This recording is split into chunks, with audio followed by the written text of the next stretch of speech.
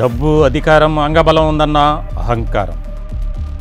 ఏమి చేసినా వెనకేసుకొచ్చేందుకు తండ్రి మాధవరావు ఎలాగూ అండగానే ఉన్నాడు. ఎమ్మెల్యే మన కులపోడే, మంత్రి కూడా మన కులపోడే, మనల్ని ఆపేది ఎవడన్న ధీమా. అన్నీ కలిపి అచ్చోసిన ఆంబోతులా తయారైన ఒక వ్యక్తి అన్యాయంగా, అమానుషంగా ఒక అమాయకుడిని దారుణంగా హత్య చేసి ఆ హత్యను ప్రమాదమని చిత్రీకరించేందుకు ప్రయత్నాలు. పోలీసు ఉన్నతాధికారుల జోక్యంతో హత్య కేసుగా నమోదు. ఆ అచ్చోసిన ఆంబోతు పేరు అగ్ర కులానికి చెందిన కాకర్ల హరిచంద్ర ప్రసాద్. అన్యాయంగా చిన్న వయసులోనే ప్రాణాలు కోల్పోయిన ఆ అభాగ్యుడు బలిజ కులానికి చెందిన తిరుమల శెట్టి లక్ష్మయ్య నాయుడు.